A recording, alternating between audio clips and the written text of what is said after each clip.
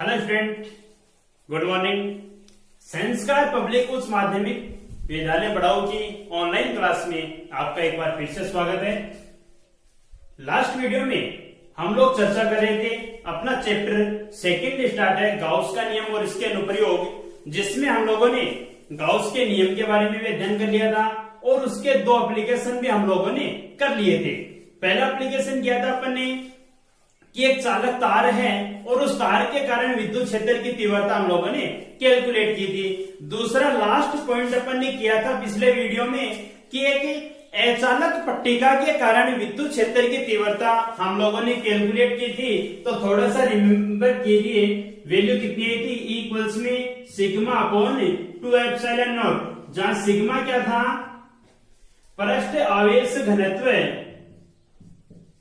Sigma क्या था, पृष्ठ आवेश घनत्व। तो आज अपन इसके बाद चर्चा करते हैं, ये तो वैल्यू थी किसके कारण, अचालक पट्टिका के कारण विद्युत क्षेत्र की तीव्रता थी। आज हम बात करें चालक पट्टिका के कारण विद्युत क्षेत्र की तीव्रता की। तो देखिए,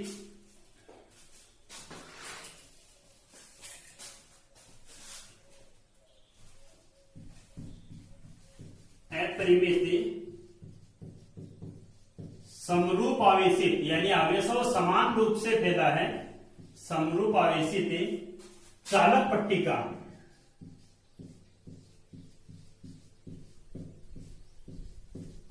के कारण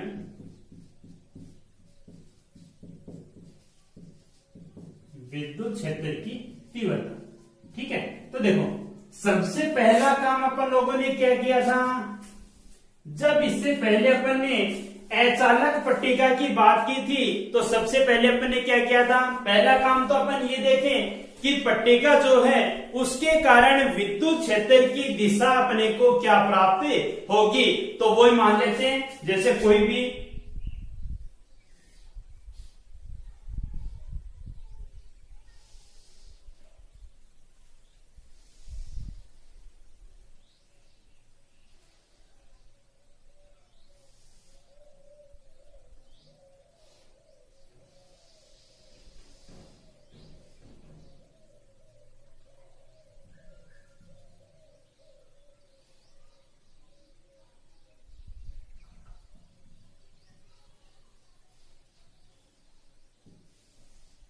जैसे मान लेते कोई भी देखो चालक पट्टिका है। अब आप लोग सोच रहे होंगे कि हम लोगों ने चालक पट्टिका है, सोच रहे होंगे कि चालक पट्टिका बनाई थी तो वो तो सीधे सीधे बना दी थी अपन ने, लेकिन चालक पट्टिका को इस वे में क्यों बनाया है। तो देखिए, आपको पता होना चाहिए एक बात का कि चालक पट्टिका पर, इससे पिछले वीडियो में मैंने कहा था कि अचालक पट्टिका पर आवेश, जहां पर इसको आवेश दिया जाता है टोटल आवेश वहीं पर विद्यमान रहता है। जैसे मान लो गोले की अपन बात करें तो गोला यदि अचालक है तो टोटल आवेश है वो कहां पर है, इसके पूरे क्षेत्र में, यानी इसके अंदर ही विद्यमान रहेगा। जबकि एक चालक पट्टिका को या चालक गोले को आवेश दिया जाए तो उस पर आवेश कहां पे विद्यमान होता है, उसकी सतह पर विद्यमान होता है। ठीक है, उसके अंदर आवेश का मान 0 होता है। ठीक है ना, तो ध्यान रखना, इसी के लिए अपन ने ये फॉर्म बनाई है इसकी। ठीक है, तो देखो इस पर आवेश कहां पे, यानी कहने का मतलब ये कि आप एक माचिस की डिबिया है वो मान सकते हो कि एक माचिस की डिबिया जैसी क्या इसकी शेप है। इस पर आवेश कहां पर विद्यमान है, इसकी सतह पर विद्यमान है।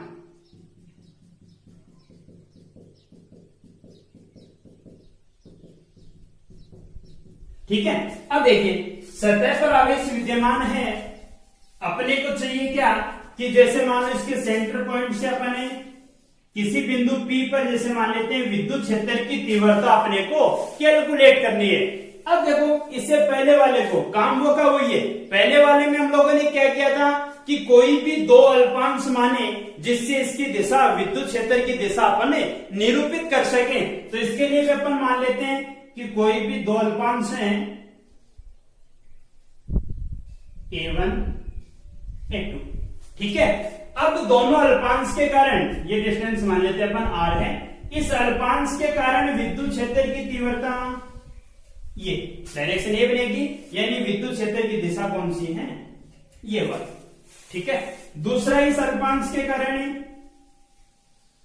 बिंदु P पर डायरेक्शन कौन सी है, ये वाली, ठीक है।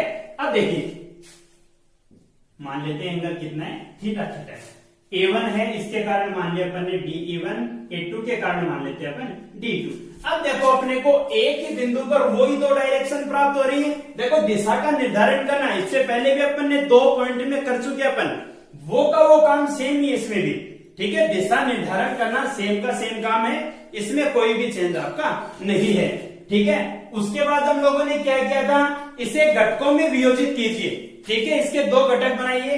देखो सबसे पहले इसकी बात करें तो इसके लिए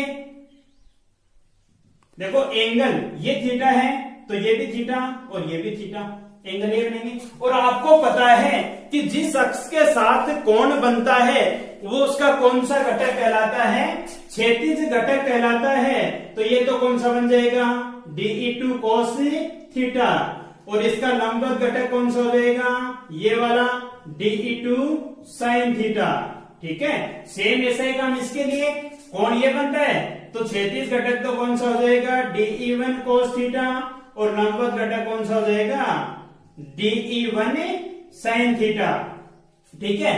दूसरी बात की तरफ ध्यान दीजिए कि एक अल्पांश हम लोगों ने माना है, और अल्पांश के लिए एक बिंदु आवेश की तरह इसको अपन मान सकते हैं, और बिंदु आवेश के कारण विद्युत क्षेत्र की तीव्रता कितनी होती है, Q/r²। तो इसके कारण भी इतनी होगी, इसके कारण भी इतनी होगी, यानी कहने का मतलब DE2 और DE1 तो दोनों सेम होंगे, ठीक है। और साइन घटक है और दोनों की डायरेक्शन क्या है, एक दूसरे के विपरीत है। तो डायरेक्शन विपरीत और मान सेम होने की वजह से ये दोनों तो एक दूसरे को क्या कर देंगे, निरस्त कर देंगे। तो टोटल इलेक्ट्रिक फील्ड की वैल्यू है वो कौन से घटक के कारण आएगी, इस घटक के, यानी देखो एक निश्चित दिशा बन गई। यानी आसानी से आप लोग कह सकते हो कि इलेक्ट्रिक फील्ड इंटेंसिटी की डायरेक्शन है वो चालक पट्टिका के लंबवत होगी, ठीक है। तो दिशा की बात समझ में आई कि डायरेक्शन किधर होगी, जैसे मान लेते हैं ये चालक पट्टिका है तो डायरेक्शन कौन सी होगी, इसके लंबवत बाहर की ओर होगी।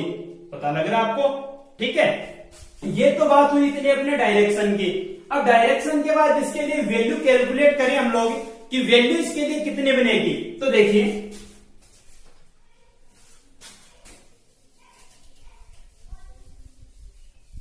इसके बाद अपना काम था कि एक गाउस का नियम अपने को काम में लेना है।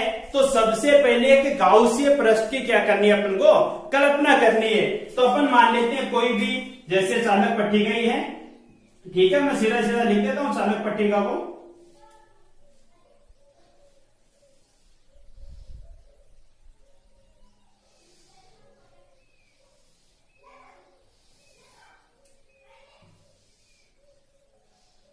ठीक है, ऐसा मान लेते हैं। बाकी दो प्रश्न वो क्या है, नीचे की तरफ है, आवेश टोटल इसके ऊपर विद्यमान है। देखो गाउसीय पृष्ठ अपन बताएं तो जैसे मान लो कोई सिलेंडर है या गोला है, तो एक पट्टिका है तो इसके लिए अपन क्या मान लेंगे, सिलेंडर मान ले, एक बेलन, गाउसीय पृष्ठ के रूप में एक बेलन। अब देखो ये बात आपको ध्यान रखनी बहुत जरूरी है। आवेश का आपको पता ही है कि चालक पर आवेश उसकी सतह पर विद्यमान होता है और अचालक या कुचालक पर आवेश उसके अंदर विद्यमान होता है। यानी जितने क्षेत्र में आवेश दिया जाता है, जैसे मान लो गोले की बात करें, ठीक है, जैसे मान लो ये पृष्ठ है, इस पृष्ठ पे यदि आवेश इतनी दूर पर दिया जाएगा तो आवेश यहीं पर विद्यमान रहेगा, वो यहां पर नहीं जा सकता। जबकि एक चालक है उसमें आवेश यहां पर दिया जाएगा तो वो इसकी सतह पर विद्यमान होगा, वो सतह पर चला जाएगा, ठीक है। तो इसके लिए गाउसीय पृष्ठ वो किस अकॉर्डिंग बनेगा,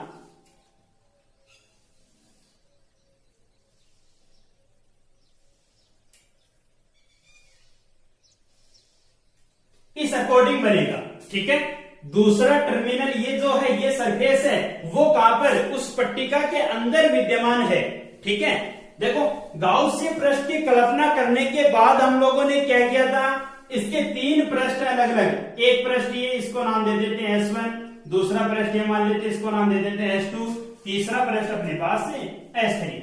सबसे पहली बात तो इस पर विद्युत क्षेत्र की दिशा को निरूपित कीजिए। तो विद्युत क्षेत्र की दिशा है, देखो इस पर तो विद्युत क्षेत्र की डायरेक्शन ये बनेगी, और क्षेत्रफल अल्पांश है ds3 उसकी डायरेक्शन भी किधर बनेगी, ये बनेगी, यानी ds3 और विद्युत क्षेत्र की डायरेक्शन।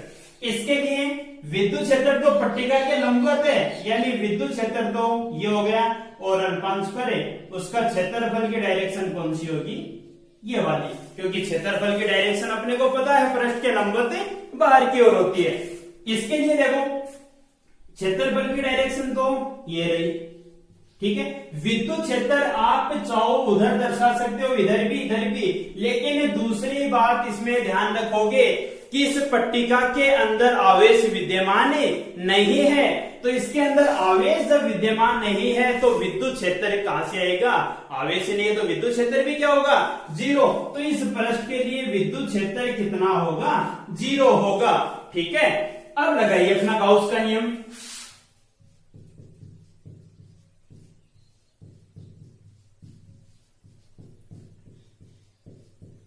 टोटल अपन ने जो आवेश माना उसका पृष्ठ आवेश घनत्व आपको पता है कितना है, सिग्मा, ठीक है ना।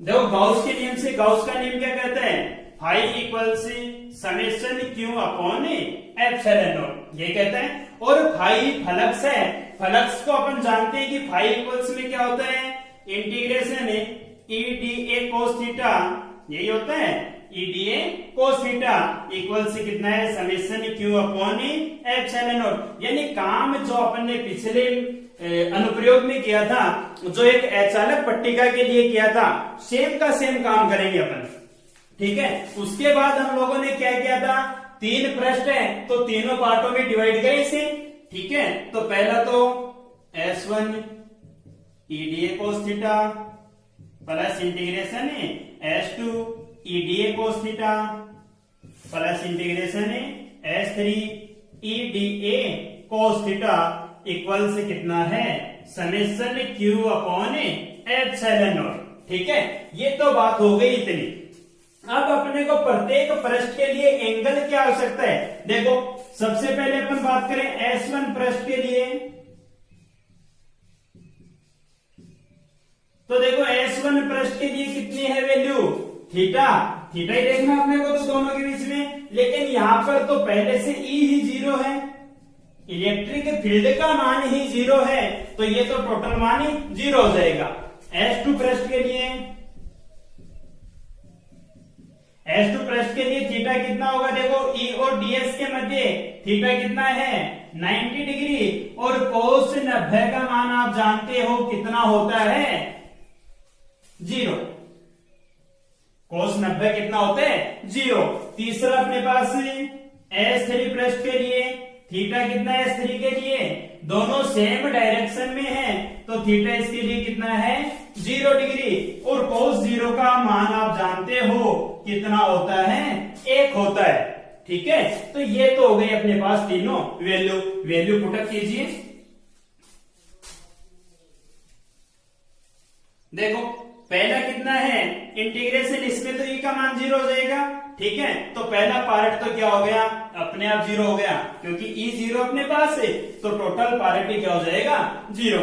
दूसरे में रखो इंटीग्रेशन S2 ई डी ए और कोस 90 प्लस इंटीग्रेशन S3 ई डी ए और कोस कितना है, 0 इक्वल से कितना है, summation Q upon epsilon not, ठीक है।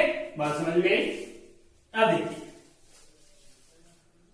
कोस 90 कितना है, 0, तो ये मान भी कितना हो जाएगा, 0, यानी टोटल वैल्यू अपने पास कितनी आई, ई डी ए कोस 0, कोस 0 का मान 1 इक्वल से कितना है, summation Q upon epsilon not, ठीक है।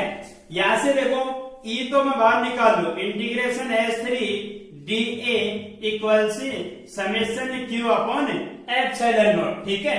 इसका इंटीग्रेशन इसको किसके बराबर मान लिया आप, ए के बराबर, क्योंकि टोटल क्षेत्रफल है वो कितना अपना ए तो है, ठीक है। कितना हो जाएगा, चूंकि इंटीग्रेशन S3 डी ए इक्वल्स तो क्या ए लिख दो, कोई भी वैल्यू अपन ने मानी है, ठीक है। दूसरा समेशन क्यू का मान कितना होगा, आपको पता है सिग्मा इक्वल्स में क्या होता है, क्यू बाई ए, यही होता है। तो तो Q इक्वल्स में कितना हो जाएगा, सिग्मा इंटू ए। तो summation Q total value of charge equals कितना है, सिग्मा ए।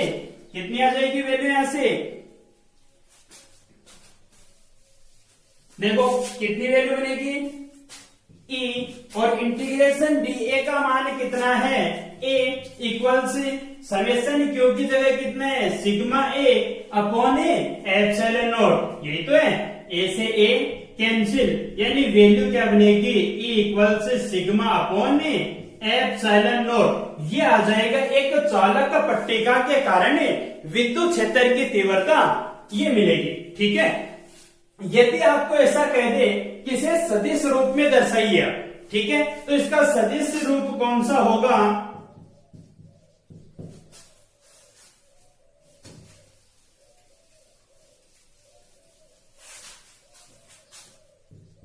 वेक्टर फॉर्म में क्या हो जाएगी इसकी, ई वेक्टर इक्वल से सिग्मा अपॉन एप्सिलॉन नॉट।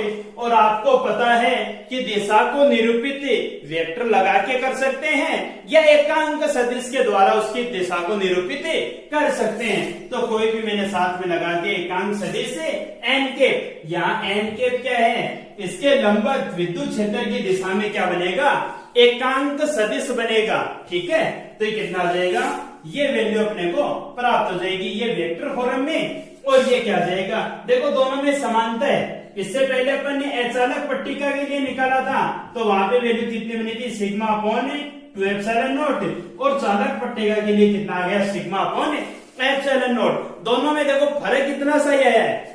ये पृष्ठ इसके कारण तो विद्युत क्षेत्र और दोनों लंबवत हैं, तो थीटा कितना बना था 90 यानी 0। इतना काम हो गया। वहां पर इन दोनों सरफेस के कारण, वर्ताकार सरफेस ये और ये, इन दोनों के कारण वैल्यू प्राप्त हुई थी। तब अपने पास बना था sigma by 2 upon epsilon not. यहाँ पर एक के पृष्ठ के कारण आ रही है, इसके कारण विद्युत क्षेत्र 0 और इसके कारण वैल्यू आ रही है, तो कितना बना देखो सिग्मा अपॉन एप्सिलॉन नॉट। ठीक है, समझ में आई बात। तो ये था अपना तीसरा अनुप्रयोग। इसके लिए देखो, अब आपको कई बार एग्जाम में क्वेश्चन पूछ लेता है कि गाउस के नियम के लिए, या फिर यहाँ पे आपको ग्राफ पूछ ले कि अचालक पट्टिका के कारण विद्युत क्षेत्र की तीव्रता है वो दूरी r पर किस प्रकार निर्भर करती है। तो देखो आपको दिखाई दे रहा है r का कोई पद भी नहीं है अपने पास। जो डिस्टेंस अपन ने मानी थी कि पट्टिका के कारण r दूरी पर बिंदु P पर विद्युत क्षेत्र अपन कैलकुलेट कर रहे थे, तो जितनी डिस्टेंस अपन ने मानी थी उस डिस्टेंस का कोई भी पद नहीं है अपने पास। तो कितनी वैल्यू देखो, E व R के मध्य ग्राफ बनाए अपन, तो कितना हो जाएगा, कांस्टेंट मान है क्योंकि उस पर डिपेंड नहीं है। और यदि आपको ऐसा कहते कि पृष्ठ आवेश घनत्व है सिग्मा और विद्युत क्षेत्र की तीव्रता के मध्य ग्राफ बनाइए, तब कितना हो जाएगा, देखो ई सिग्मा की क्या है, समानुपाती है। समानुपाती है तो ग्राफ कैसा बनेगा, स्ट्रेट लाइन बनेगा। ठीक है, ध्यान देंगी बातें।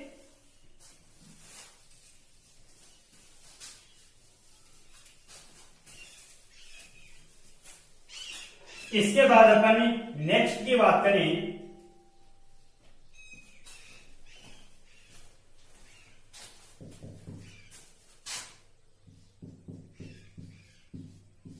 समरूप आवेशित गोले के कारण विद्युत क्षेत्र की तीव्रता की बात करें। देखो गोला भी हो सकता है या फिर अपन गोलीय कोष भी कह सकते हैं। ठीक है, दोनों में फर्क कितना सा होगा, देखो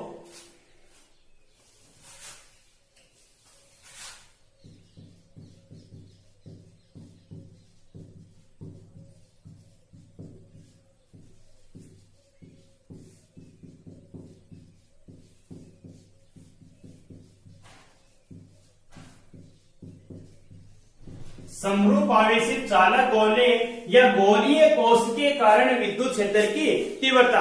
देखो चालक गोला और गोलीय कोष अपन ने दोनों नाम दिया है। कई बार एग्जाम में आपको कंफ्यूज करने के लिए ऐसा कह दे कि खोखले गोले के कारण विद्युत क्षेत्र की तीव्रता ज्ञात कीजिए, तो गोलीय कोष खोखला गोला ही तो है। ठीक है, अब इसको चालक गोले से अपन ने समान क्यों माना इसे, देखो अभी अभी आपको एक बात बताई थी कि चालक गोले पर आवेश कहां विद्यमान होता है, उसकी सतह पर विद्यमान होता है। ठीक है, और सतह पर जब आवेश विद्यमान है तो उस स्थिति में यदि अपने पास खोखला गोला, ये अंदर से खोखला भी होगा, तो खोखले गोले के लिए आवेश भी कहां विद्यमान होगा, उसकी सतह पर ही विद्यमान होगा। तब दोनों में अपन समानता कह सकते हैं कि दोनों समान ही हैं, चालक गोला और गोलीय कोश। ठीक है, देखिए देखो, इसके कारण विद्युत क्षेत्र की तीव्रता, अब एक चालक गोले की जब अपन बात करें तो चालक गोले पर भी आवेश उसकी सतह पर विद्यमान होता है, तो उसके लिए भी क्या बनेगा, पृष्ठ आवेश घनत्व बनेगा। उसके लिए पृष्ठ आवेश घनत्व है सिग्मा, और सिग्मा क्या होता है, क्यू बाई ए। ठीक है, और गोले के लिए आपको पता है ए का मान कितना होता है, 4 पाई आर स्क्वायर। कोई भी अपन आर रेडियस का गोला मान ले, कैपिटल आर इसकी त्रिज्या हो गई, और इस पर आवेश कितना है,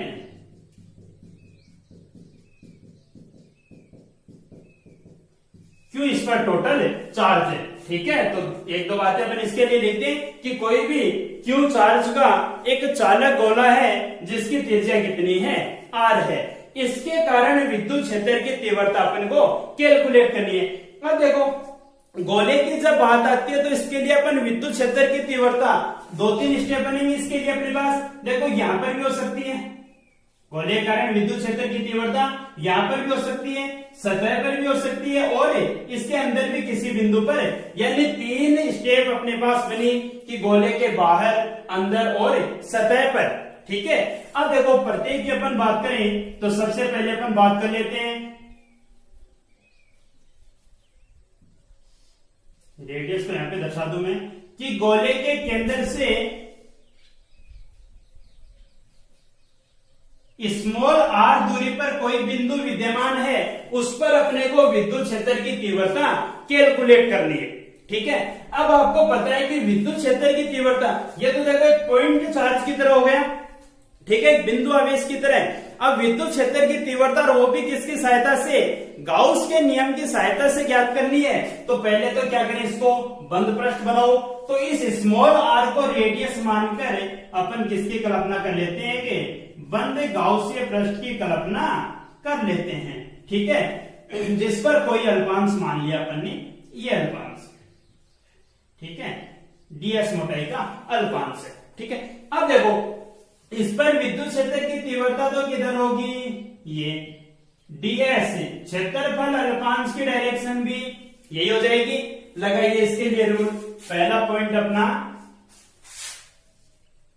are greater than r, small r is greater than are, यानी गोले के बाहर स्थित किसी बिंदु पर विद्युत क्षेत्र की तीव्रता। ठीक है, तो देखो इसके लिए कितने बनेगी, आप जानते हो वही गाउस के नियम से, गाउस का नियम क्या कहता है, फाई इक्वल से summation Q by epsilon not, और फाई को अपन क्या लिखते हैं, ई डी ए या ई ए कोस थीटा। ठीक है, E D A cos theta equals में summation Q upon epsilon not. इतना काम तो हो गया। अब देखो सबसे पहली बात तो थीटा देखो, इनके बीच में थीटा कितना है, दोनों के बीच में 0 ही है कि नहीं। तो थीटा जब 0 है, थीटा इज इक्वल से 0, तो कोस 0 कितना बनेगा, 1 बन जाएगा। यानी वैल्यू क्या बनेगी अपने पास, integration E D A equal से summation Q upon epsilon not. ठीक है, अपन ने टोटल आवेश मान रखा है कितना है, क्यू। अब यहां से देखो ये तो बाहर आ गया, इंटीग्रेशन डी ए इक्वल से summation Q upon epsilon not. देखो चूंकि इंटीग्रेशन डी ए, ये इंटीग्रेशन डी ए किसके लिए है, इसके लिए तो है कि नहीं, इसके लिए तो टोटल मान, और डी ए यानी इसका टोटल क्षेत्रफल, ये तो एक अल्पांश तापन है, तो यहाँ पे डीएस लिख दिया, डी, चलो डी मान लो, दोनों जगह सेम ही होगा। ठीक है, तो देखो इसके लिए इंटीग्रेशन डी ए का मान कितना हो जाएगा, एक गोले का क्षेत्रफल आप जानते हो कितना होगा, 4 पाई आर स्क्वायर। तो इसके लिए तो आ गया अपने पास 4 पाई आर स्क्वायर, और समेशन क्यू कितना माना अपन ने, कैपिटल क्यू है, यानी टोटल चार्ज कितना अपने पास है, कैपिटल क्यू। इस फॉर्म में वैल्यू रख सकते हैं अपन, क्यू इक्वल्स में sigma into 4 pi r square, दोनों रख के देख लेते हैं अपन। तो देखो कितना बनेगा, E इंटू 4πr² इक्वल्स में Q अपॉन एप्सिलॉन नॉट बन जाएगा। देखिए E इक्वल्स में कितना आएगा, फिर Q अपॉन में एप्सिलॉन नॉट है साथ में और 4πr² और आ जाएगा। इसको मैं ऐसा लिख दूं, E इक्वल्स में 1 upon 4π epsilon not Q upon r²। देखो देखें सही है, 1 अपॉन 4π एप्सिलॉन नॉट आप जानते हो क्या होता है, K का मान होता है, इक्वल्स में KQ अपॉन r²। देखो देखिए, एक बिंदु आवेश के कारण विद्युत क्षेत्र की तीव्रता यही प्राप्त होती है और वो ही मान अपने को किससे प्राप्त हो रहा है, एक गोले के कारण विद्युत क्षेत्र की तीव्रता अपने को प्राप्त हो रही है। अब अपन ये मान वो रख के देखें इसमें किसके कारण इस वैल्यू में कितना चेंज होगा, देखते हैं। देखो अपने पास वैल्यू थी ये, ठीक है, कितना था, E equals 1 upon 4π epsilon not Q upon r²। Q की जगह वैल्यू रखो, कितना है, सिग्मा 4πr²। तो E equals 1 upon 4π epsilon not, यहां से वैल्यू रखोगे तो सिग्मा 4πr² अपॉन में कितना है, r²। जो कैंसिल होते हैं उनको कैंसिल कर दो, ठीक है। तो कितना बनेगा, E इक्वल्स में sigma upon epsilon not r² upon r²।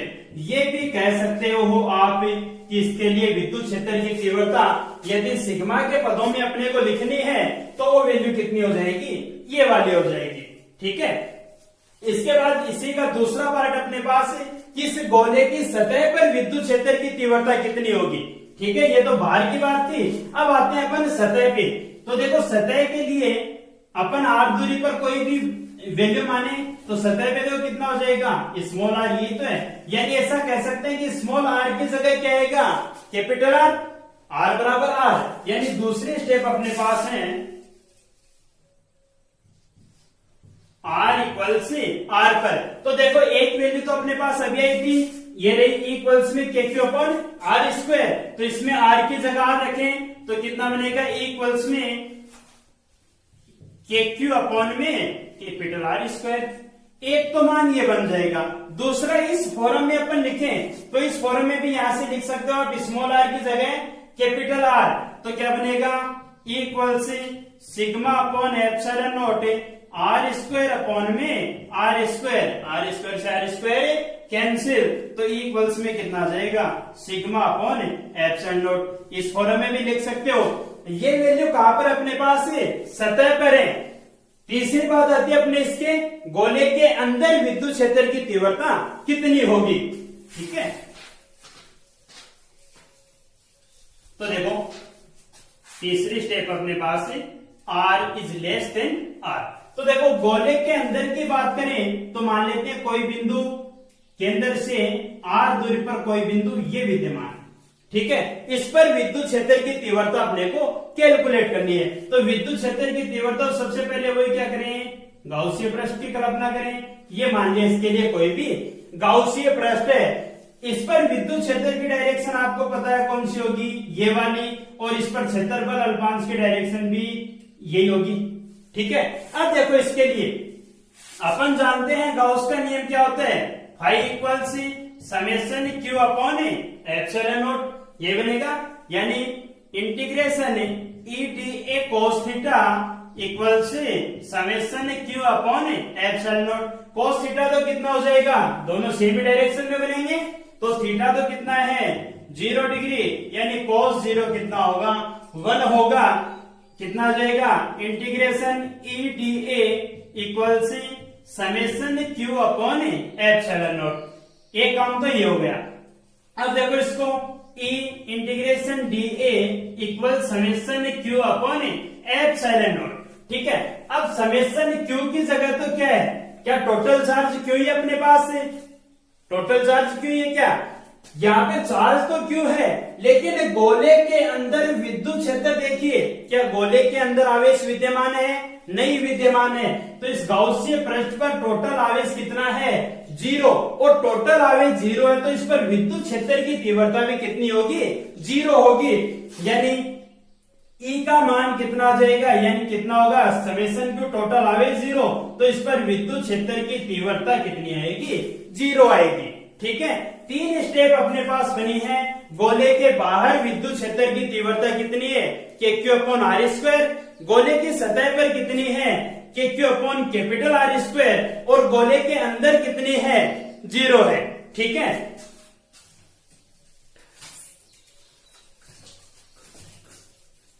देखो 3 बातें थी। पहला, R is less than are, यानी गोले के अंदर तो ये बराबर है zero. Second, R equals R, वो कितना था, ई इक्वल्स में K Q upon capital R square.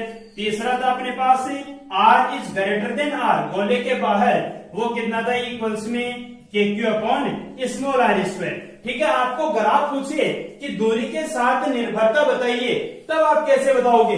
देखो इसमें तो ई जीरो है तो दूरी के साथ कोई मतलब ही नहीं है, इसमें भी दूरी पे डिपेंड नहीं कर रहा, यानी यहां पर ई नियत है और यहां पर ई है वो 1 अपॉन आर स्क्वायर के क्या है, व्युत्क्रमानुपाती है। तो देखिए ग्राफ कैसा बनेगा इसके बीच में, ये तो ई, पहली कंडीशन कौन सी है, ई इन, ई इन की अवस्था में ई इन तो कितना है, जीरो। ठीक है, दूसरा आते हैं अपन, दूरी और बढ़ाते हैं, सरफेस पे पहुंचे तो सरफेस पे ई क्या है, नियत है। ठीक है, ई सरफेस वो क्या है, नियत है। ठीक है, आर पे डिपेंड नहीं कर रहा। तीसरा अपने पास कौन सा है, ई आउट, बाहर की तरफ, वो क्या आर स्क्वायर के व्युत्क्रमानुपाती है, तो तीसरा